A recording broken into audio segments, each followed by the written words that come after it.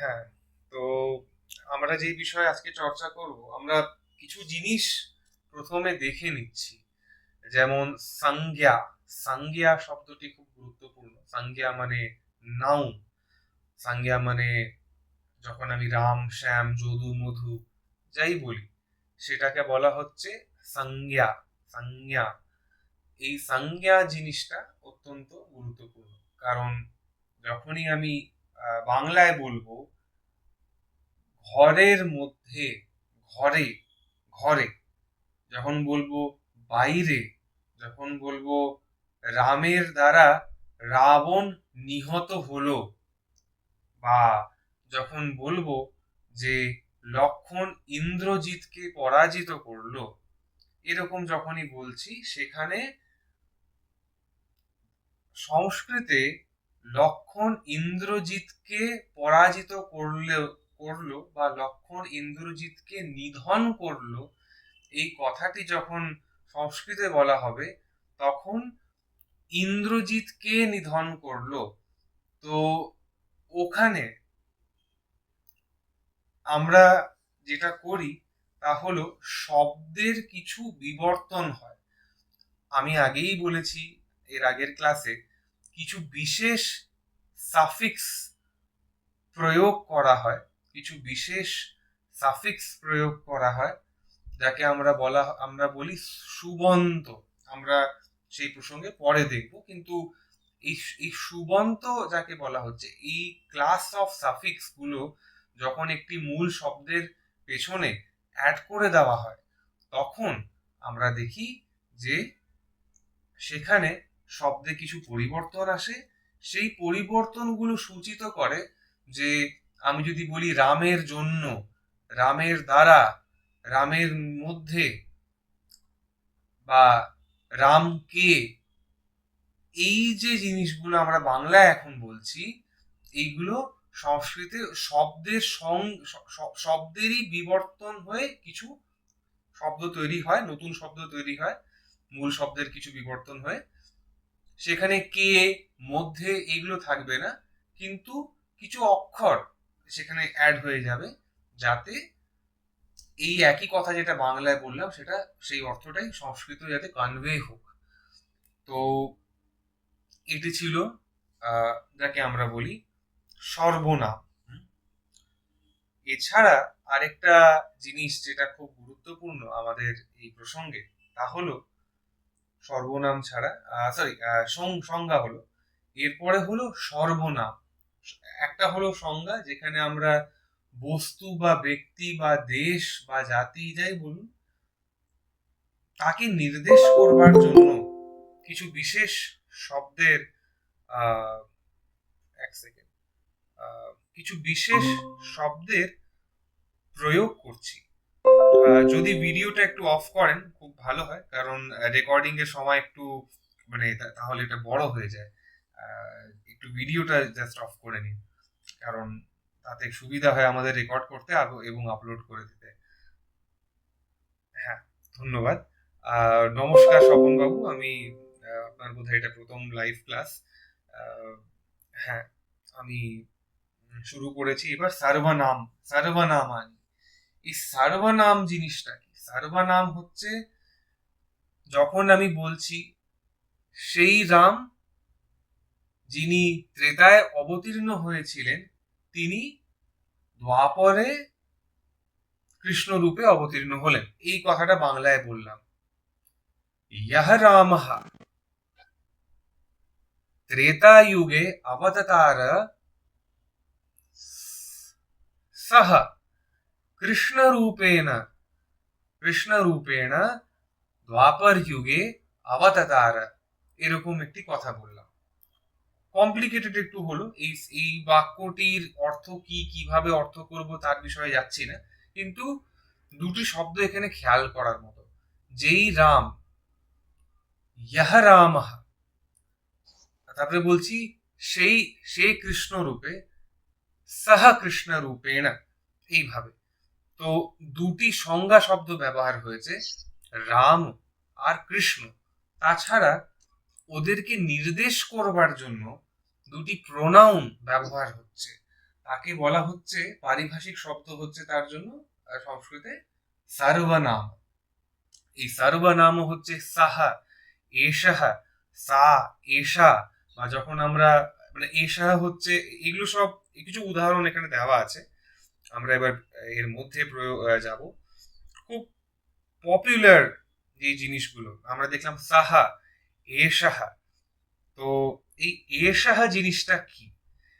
এষাহা হচ্ছে যখন আমরা বলছি পুল্লিং, পুল্লিং শব্দের জন্য যখন আমরা বলবো এষাহা বালাকাহা, এই ছেলে, বা যখন আমরা বলবো স্ত্রীলিঙ্গে সেটা হয়ে যাচ্ছে এষা বালিকা, এষা বালা, বা এষাহ বালাহ, বা এষাহ বিড়ালহ, এই বিড়াল, এরকম বলা হয়। এবার যদি বলি সেই ছেলে বা সেই বিড়াল বা সেই লোক, তো সেখানে বলবো এষাহ লোকহ, সহ লোকহ, সহ জনহ, সহ পুরুষহ, এইভাবে জিনিসটি ব্যবহার হবে।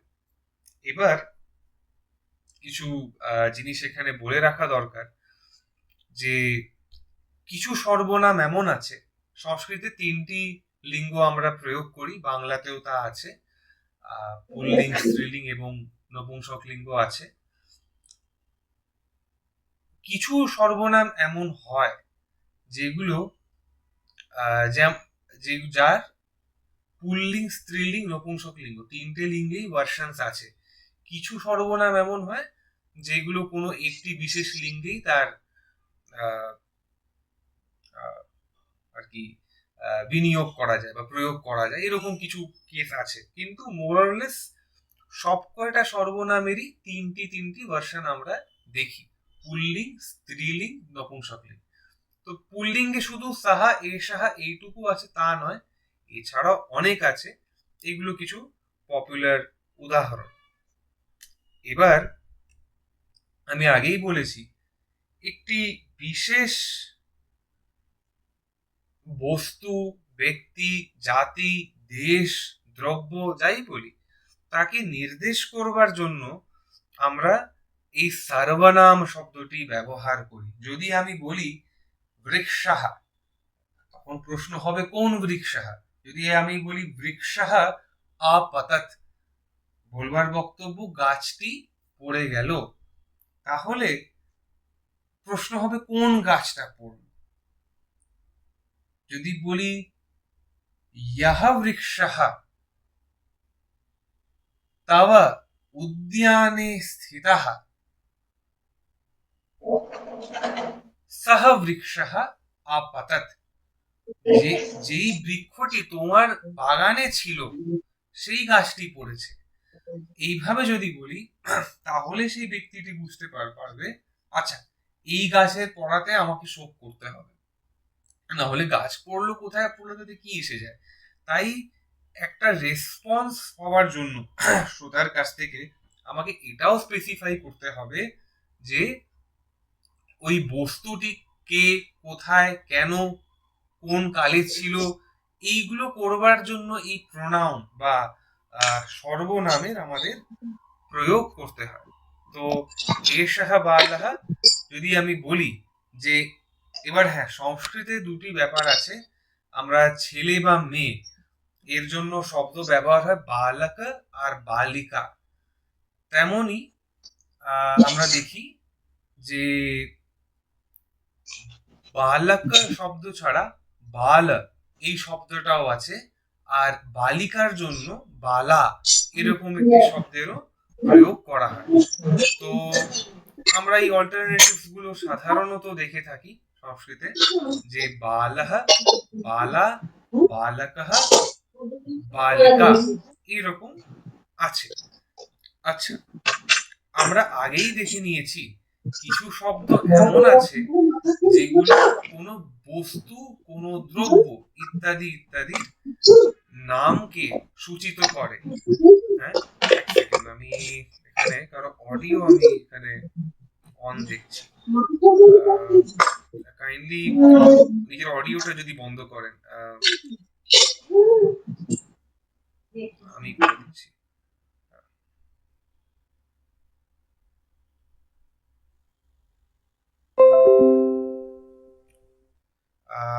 এবার এষাহ বালহ বা সহ বৃক্ষঃ, তো বৃক্ষের জন্য বলছি সহ বৃক্ষঃ। আচ্ছা, এইগুলোর জন্য আগে আমরা দেখেছি যে বৃক্ষ হোক বা বালক হোক, এগুলোর কিছু লিঙ্গ নির্ধারণ করা থাকে। বৃক্ষ পুল্লিঙ্গ হয় এরকম, বা পুষ্প নপুংসক লিঙ্গ হয় এরকম কিছু নির্দেশ করা আছে। হ্যাঁ, এবার আরো কিছু উদাহরণ আছে। কাক বা কাক, কিছু শব্দ এমন আছে যা যেমনটা বাংলায় তেমনটাই সংস্কৃতেও থাকে। আমার আওয়াজ আসছে তো? আশা করছি আমার আমার আওয়াজটা আসছে, শোনা যাচ্ছে।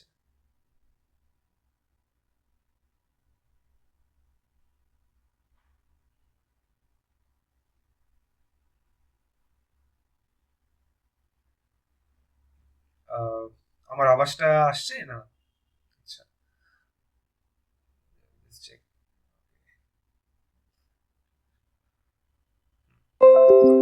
এষः কাকः সহ শুকः, সেই তোতা পাখি বা সেই কাক, বা এই কাক। তো এষः হচ্ছে এই, আর সাহা এটা হচ্ছে। আরো কিছু উদাহরণ আছে। শাসাহা, আমরা খরগোশকে বলি শাসাহা, আর মূষক মানে অবশ্যই আমাদের ইঁদুর। ঠিক তেমনই আমাদের আহ, বচন আমরা তিনটে আছে সংস্কৃতে। একটা আমাদের হচ্ছে একবচনম, একটি হচ্ছে দ্বিবচনম, আরেকটি হচ্ছে বহুবচনম। একবচনম, দ্বিবচনম আর বহুবচনম। তো যেমন এষা আছে, এর একটা দ্বিবচন ভার্সন আছে, দ্বিবচন রূপ আছে। তা কি হচ্ছে? এষাহ, তারপরে হবে এতাও। তো তখন বলা হচ্ছে এই দুইজন বালক। ঠিক সেইভাবে সাহা তাও তে, সাহা হলো এক এক এক বচন, তাও হলো দ্বিবচন, তে হলো বহুবচন।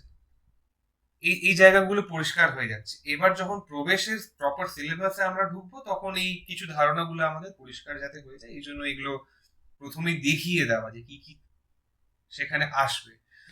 তো তাও বৃক্ষ, সেই দুটি বৃক্ষ। সংস্কৃতে এটা একটা আলাদা জিনিস আছে যে আমাদের দুই বচনও আছে। অন্যান্য ভাষায় আমরা সাধারণত এই দুই বচন ব্যাপারটা দেখি না, এখানে দুই বচনটা আছে। তো সেই দুটি বৃক্ষ, সাহা তাও তে, তেটা হয়ে গেল বহু বচন।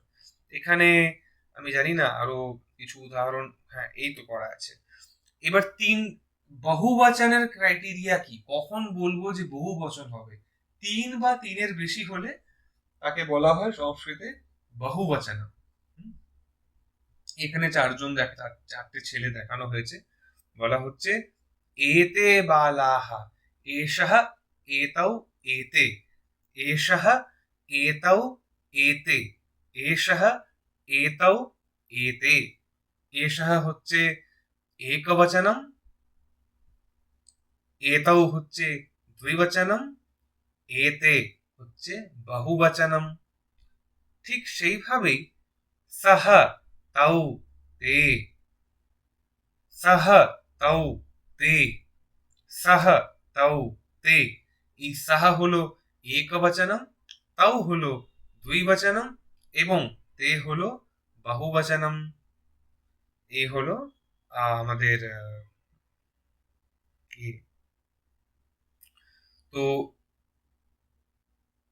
তিন বা তিনের বেশি হলো বহুবচন, দুই হলে দুই বচন, এক হলে তো এক বচন। এইভাবে আমরা প্রয়োগগুলো করব।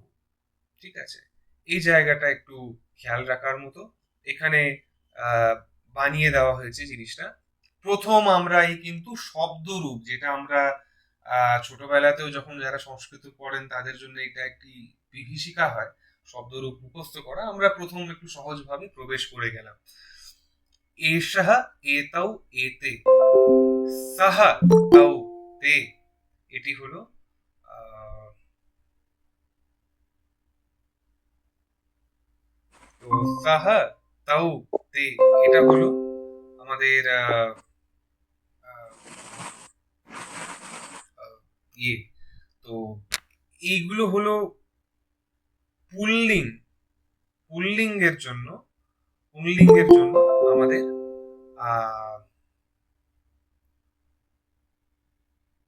সর্বনাম এগুলো ব্যবহার হয়। আচ্ছা, আমি এখানে কেউ আবার জয়েন করতে চাইছেন?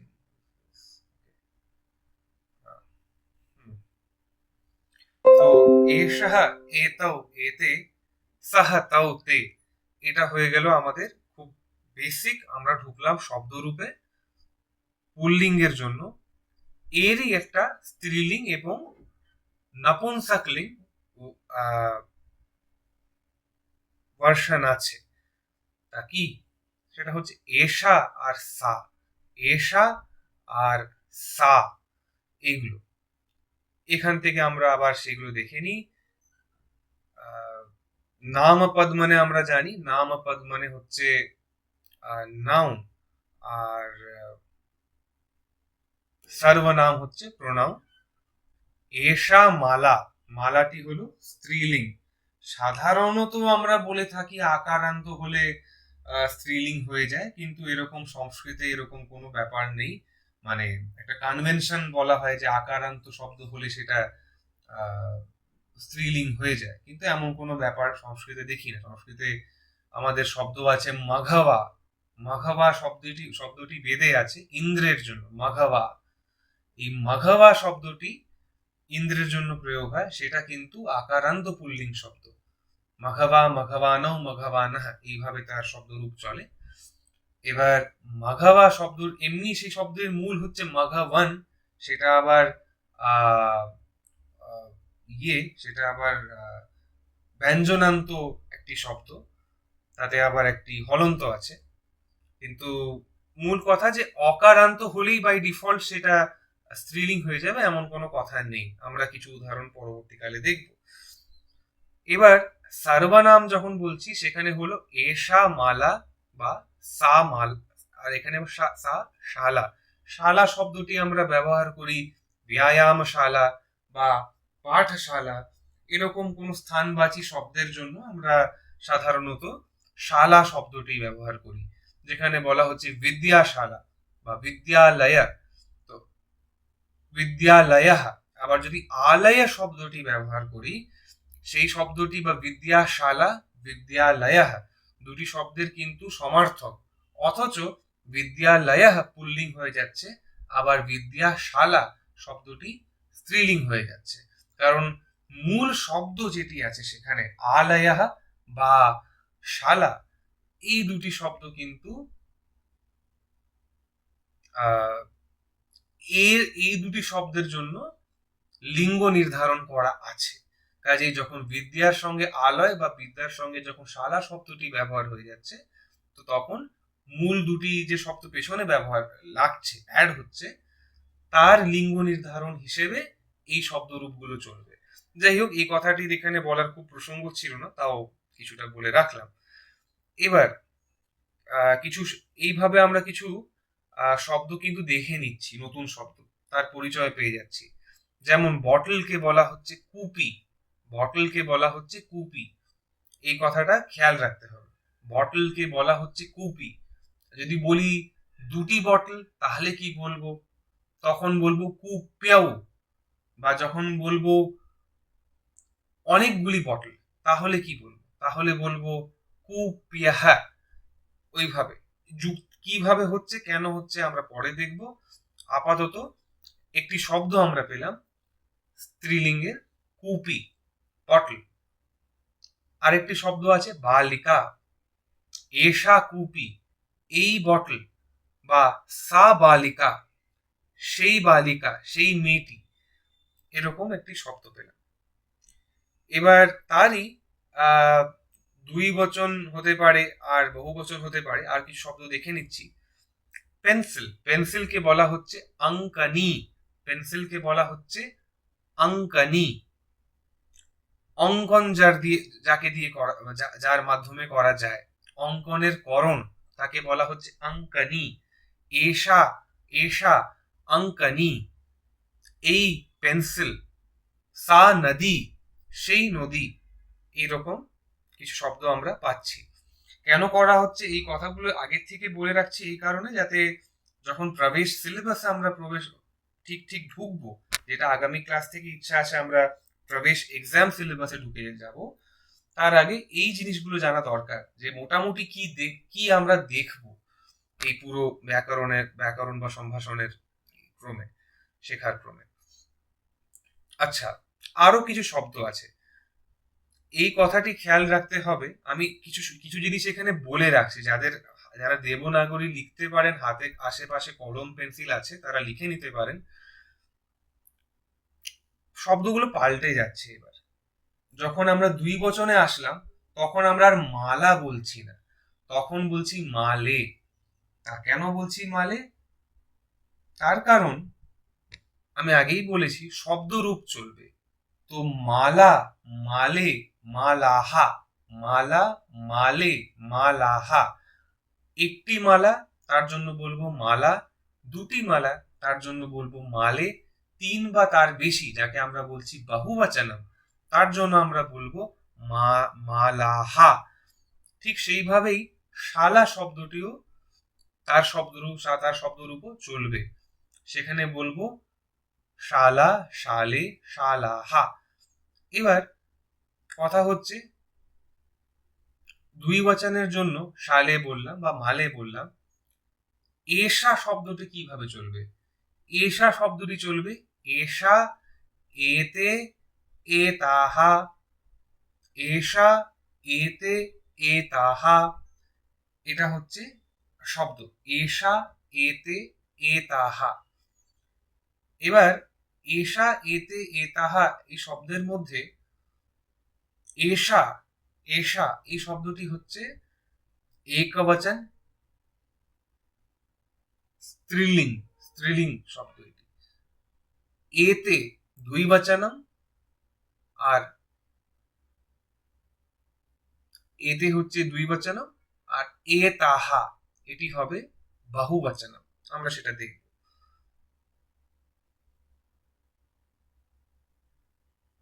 আচ্ছা, এই শব্দটি আগেই আমি বলে দিয়েছি কিভাবে চলবে। অঙ্কনি, অঙ্কন্যৌ, অঙ্কন্যহা। এটা লিখে নেওয়া যায়। যেখানে দীর্ঘ ইকারান্ত শব্দ আছে, দীর্ঘ ইকারান্ত শব্দ, তার একটা প্যাটার্ন হবে অঙ্কনি, অঙ্কন্যৌ, অঙ্কন্যহা, নদী, নদ্যৌ, নদ্যহা, এইভাবে। ঠিক আছে? তো এতে অঙ্কন্যৌ, এষা অঙ্কনি, এতে এই দুটি পেন্সিল, তে নদ্যৌ দুটি নদী দেখছি এখানে, তে নদ্যৌ, তে নদ্যৌ দুটি নদী, এই দুটি সেই দুটি নদী।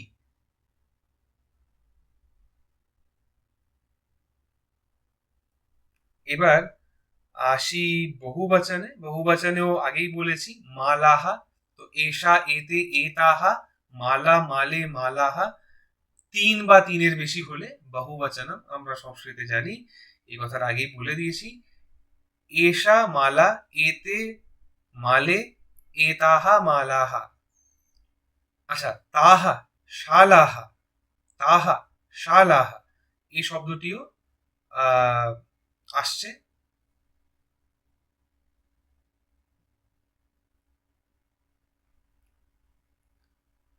এরপরে তারই আমরা বহুবচন রূপ দেখে নিচ্ছি। এ তাহা অঙ্কন্যা, আগেই বলেছি অঙ্কনি দীর্ঘ ইকারান্ত স্ত্রীলিঙ্গ শব্দ, দীর্ঘ ইকারান্ত স্ত্রীলিঙ্গ শব্দ। আর নদী, এটাও হচ্ছে দীর্ঘ ইকারান্ত স্ত্রীলিঙ্গ শব্দ, দীর্ঘ ই ব্যবহার হচ্ছে। এই জিনিসগুলো দেখে নিতে হবে শব্দগুলো কিভাবে, এবং দেবনাগরীর সঙ্গে একটু পরিচয় বাড়িয়ে নিলে আমার মনে হয় এই স্পেলিং এর ব্যাপারটা ঠিক হতে পারবে সবার। তো অঙ্কনি দীর্ঘ ইকারান্ত স্ত্রীলিঙ্গ শব্দ, নদী দীর্ঘ ইকারান্ত স্ত্রীলিঙ্গ শব্দ, এবং তাদের শব্দরূপ একরকম চলছে। এইটা একটা ব্যাপার আছে সংস্কৃতে, শব্দগুলিকে ক্লাসিফাই করা যায়। সেই শব্দগুলি কোন অক্ষর দিয়ে শেষ হচ্ছে, সেইভাবেই কোন অক্ষর দিয়ে শেষ হচ্ছে কোন শব্দ, তার উপরে নির্ভর করে সেই শব্দের শব্দরূপ কিভাবে আমরা ব্যবহার করব, কিভাবে সেই শব্দরূপগুলো আসবে। তো এই ব্যাপারটি একটু খেয়াল করার আছে। শব্দরূপের ট্রিক হচ্ছে কোনো অক্ষর, কোনো শব্দ, মালাতে মালার শেষ কি দিয়ে হচ্ছে, মালা শব্দটির শেষ হচ্ছে আ দিয়ে, দেখ আ দিয়ে শেষ হচ্ছে। সেইভাবে শালা শব্দটির শেষ হচ্ছে আ দিয়ে, অঙ্কনি শব্দটির শেষ হচ্ছে ই দিয়ে, নদী শব্দটির শেষ হচ্ছে দীর্ঘ ই দিয়ে। আরো এরকম অনেক শব্দ আছে। আচ্ছা, সাধারণত এরকম বলে দেওয়া হয় যে ই শব্দটা, যেমন আমরা বলি মোহিনী, সোহিনী ইত্যাদি, এগুলো হচ্ছে দীর্ঘ ইকারান্ত শব্দ। এমনকি কোনো শব্দ আছে যেটা ইকারান্ত, দীর্ঘ হোক বা হ্রস্ব হোক, এরকম কোনো শব্দ আছে যেটা পুল্লিঙ্গ? অবশ্যই আছে। পুল্লিঙ্গে শব্দ আছে হারি, হারি আছে, ইত্যাদি ইত্যাদি অনেক শব্দ আছে। আর তো ইকারান্ত দেখলেই এটা ভাবার কোনো কারণ নেই যেটা সেটা স্ত্রীলিঙ্গ, অবশ্যই তাকে স্ত্রীলিঙ্গ হতে হবে এরকম কোনো কথা নেই। হরি শব্দটাও, হরি শব্দটাও ইকারান্ত, কিন্তু সেইটা অবশ্যই পুল্লিঙ্গ শব্দ। তো আমি সেই বিষয়ে যাচ্ছি না, এগুলো জাস্ট কিছু কৌশল বলে রাখছি শব্দরূপ নির্মাণের, যখন সেই প্রসঙ্গ আসবো আমরা দেখব। সর্বনামের ক্ষেত্রে আমরা দেখে নিলাম যে স্ত্রীলিঙ্গ সর্বনামানি কি কি আছে, এষা, এতে, এতাহা, আর সা, তে, তাহা। এটা হচ্ছে মুখস্থ করে রাখার জন্য বা লিখে রাখার জন্য অবশ্য তার এর প্রয়োজন আছে, লিখে রাখলেই ভালো। ঠিক সেইভাবেই শব্দ আছে নপুংসকলিঙ্গ সর্বনামানি, কি আছে, এতাত আর তাত। এই তাত শব্দটি কিন্তু আমরা উপনিষদে বারবার দেখি, উপনিষদে বা শাস্ত্রে আমরা খুব, তাছাড়া আমরা সাধারণত কথার মধ্যেও অনেক সময় ব্যবহার করে থাকি। আমরা বলি ওম তৎসৎ, এরকম অনেকে বলে। বা যখন এই গীতার যখন আমরা কোনো অধ্যায় শেষ হয় তখনও আসে এরকম যে তৎসদিতি শ্রীমদ্ ভগবত গীতাসু উপনিষৎসু ব্রহ্ম বিদ্যায়াম যোগ শাস্ত্রে। এই তৎসৎ শব্দটি বারবার আসছে। এই যে তৎসৎ শব্দটি আসছে, তৎ শব্দটি কিন্তু নপুংসক লিঙ্গ শব্দ। তৎ শব্দটি কাকে ইন্ডিকেট করছে, যদি একটু বেদান্তে যদি চলে যাই, এই তৎ শব্দটি ইন্ডিকেট করে ব্রহ্মকে। আচ্ছা, ব্রহ্ম শব্দটিও কিন্তু নপুংসক লিঙ্গ। আচ্ছা, নপুংসক লিঙ্গ এই কথাটি যখন ব্যবহার করি, তার মানে এই নয় নপুংসক বলতে সাধারণত লোকাচারে যাকে আমরা নপুংসক বলি তা কিন্তু নয়। নপুংসক মানে সংস্কৃত ব্যাকরণের ক্ষেত্রে যার লিঙ্গ নির্ধারণ করা যায়নি, যাকে আমরা ঠিক ঠিক পুল্লিঙ্গ বা স্ত্রীলিঙ্গ এইভাবে ক্লাসিফাই করতে পারছি না। এবং ব্রহ্মের ক্ষেত্রে তো অবশ্যই তাই, তাকে সেইভাবে কোনো বিশেষ বায়োলজিক্যাল জেন্ডারে বা অন্য কোনো ভাবে কিন্তু তাকে ক্লাসিফাই করা যায় না। কাজেই সেখানেও এই তাৎ শব্দটি যে নপুংসক লিঙ্গ হবে, ব্রহ্ম শব্দটিও নপুংসক লিঙ্গ হবে, এটা কিন্তু খুবই স্বাভাবিক সেখানে। কারণ ব্রহ্ম মেয়ে কি ছেলে এরকম তো কেউ ঠিক ঠিক জোর গলায় বলতে পারে না। তো এতাত একটি শব্দ, তাত একটি শব্দ। আচ্ছা, সাত শব্দটাও কিন্তু নপুংসক লিঙ্গ, এটাও একটা ব্যাপার আছে।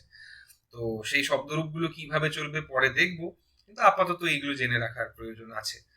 তাত, তাত শব্দটি নপুংসক লিঙ্গ। কিভাবে চলবে শব্দটি একটু দেখে নি।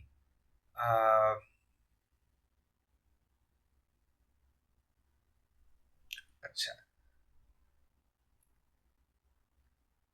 আমরা বললাম এষাহ বালকঃ, এষা নদী, ঠিক সেইভাবেই হতে পারে ফলম। তো ফল শব্দটি আমাদের কিন্তু পুল্লিঙ্গ, সরি না, নপুংসকলিঙ্গ, নপুংসকলিঙ্গ হচ্ছে ফল শব্দটি। এতৎ ফলম। কমলম, কমলম শব্দটি আবার হচ্ছে নপুংসকলিঙ্গ। আচ্ছা, শব্দের একটা অদ্ভুত ব্যাপার আছে। এই যে কমল শব্দটি আছে, কমলম, কমলম, কমলে, কমলানি, এইভাবে চলবে শব্দটি।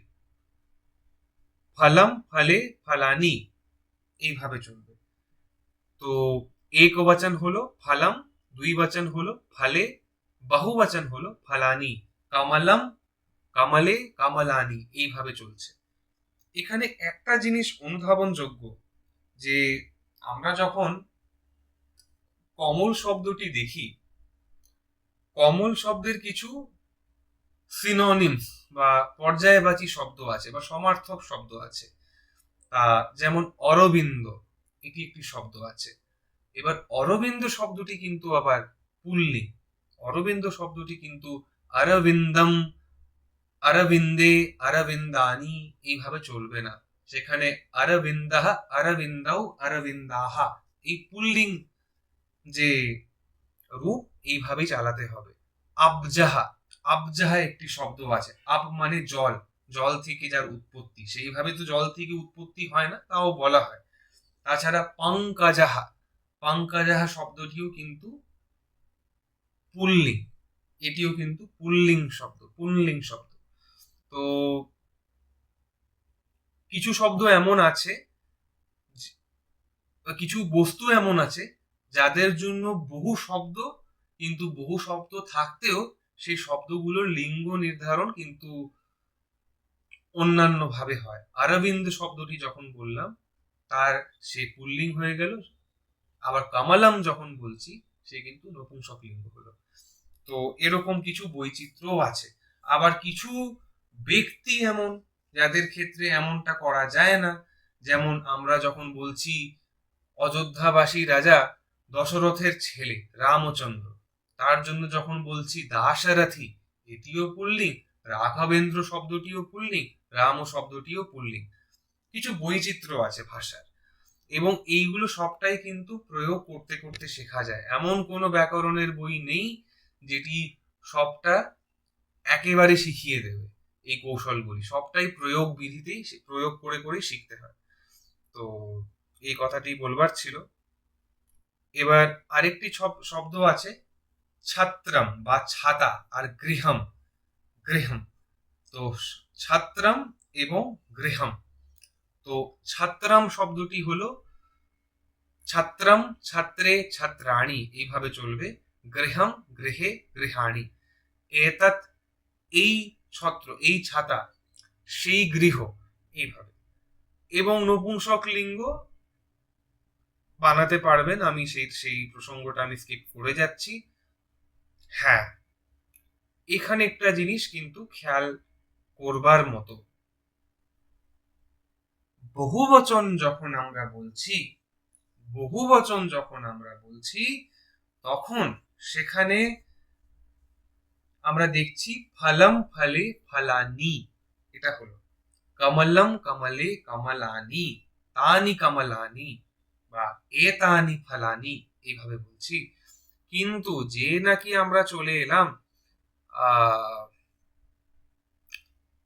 ছাত্র, সেখানে কিন্তু ছাত্রানি হচ্ছে না, ছাত্রাণী, গৃহাণী, এই জিনিস হয়ে গেল, ন থেকে ন হয়ে গেল। কেন? তো সংস্কৃতে একে বলা হয় ণত্ব বিধানম, ণত্ব বিধানম। কোন শব্দে নটি কখন না হয়ে যাবে তার নিয়ম, তার নিয়মাবলীকে বলা হচ্ছে ণত্ব বিধানম।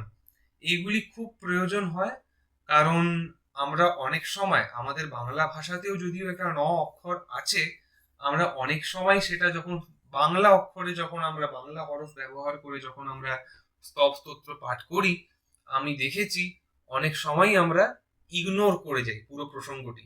যে কোনো স্তব স্তুতি পাঠ করছি, বিষ্ণু সহস্রনাম পাঠ করছি, সেখানে যদি কোনো জায়গায় এরকম ন আসে, আমরা ওটাকে ন করে দিই। তো খুব সাধারণ উদাহরণ আছে আমাদের কাছে, আমরা বিষ্ণু, আমরা বিষ্ণু বিষ্ণু করতে থাকি। এবার এরকম শাস্ত্রে বচন আছে ভাবগ্রাহী জনার্দন, তো বিষ্ণবে নমঃ তার জায়গায় যদি বিষ্ণায় নমঃ বলা হয় তাতেও তিনি গ্রহণ করেন। কিন্তু যদি ঠিক ঠিক জানবার সুযোগ থাকে তাহলে ঠিকটা জেনে প্রয়োগ করাটাই শ্রেয়। তো সেক্ষেত্রে না বা না কখন হবে তা জেনে নেওয়াটা আমাদের জন্য উপকারী হতে পারে। এবার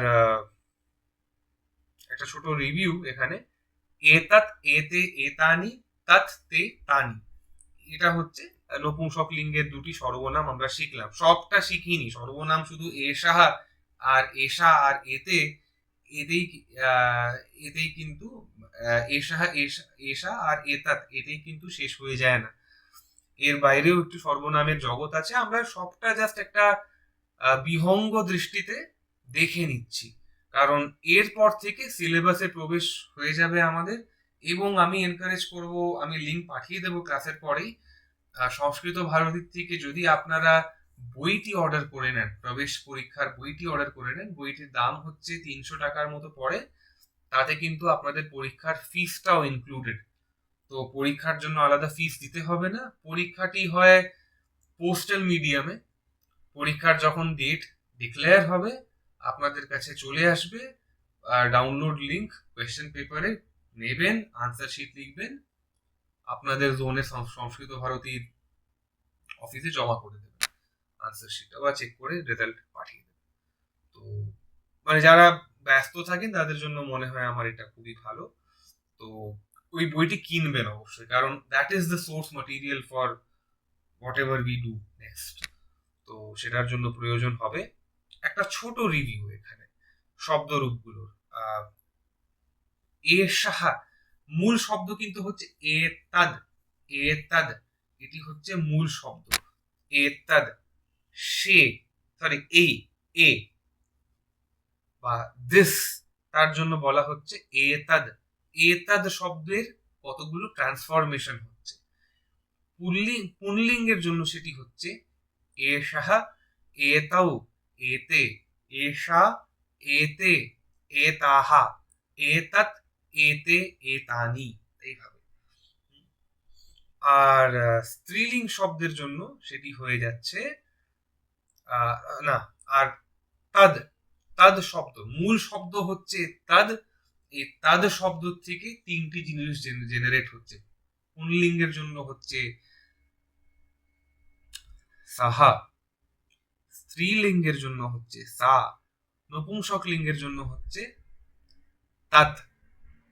সহ তাউতে, সা তে তাহা, আর তৎ তে তানি, তৎ তে তানি, এইভাবে সেটা চলবে।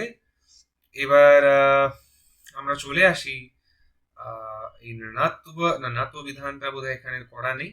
এক সেকেন্ড আমি শেয়ার করা বন্ধ করছি, কোনো প্রশ্ন থাকলে করুন, ততক্ষণে আমিও স্লাইডস গুলো পাল্টে নিই, কারো যদি কোনো প্রশ্ন থাকে।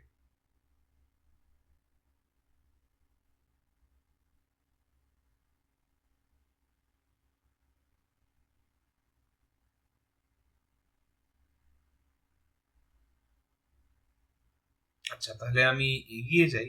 মানে আমার আওয়াজটা শোনা যাচ্ছে তো? হ্যাঁ, শোনা যাচ্ছে। আচ্ছা আচ্ছা, পারফেক্ট। ওকে, আমি একটু আবার শেয়ার করি। আহ, yeah, এটাকে বলা হচ্ছে ঋণাত্ব বিধানম। এই ঋণাত্ব বিধানমটা খুবই গুরুত্বপূর্ণ। ঋণাত্ব বিধানম হচ্ছে কোথায় বা কেন নটা র হয়ে যাবে। তিনটে এখানে অক্ষর দেখছি, র, স আর রে, এই তিনটে অক্ষর এখানে আমরা দেখছি। আর এই তিনটে অক্ষরের জন্য কিছু উদাহরণ দেওয়া আছে। এটা নপুংসক লিঙ্গের সঙ্গে একটি বিশেষ সমস্যা এটা দাঁড়ায়।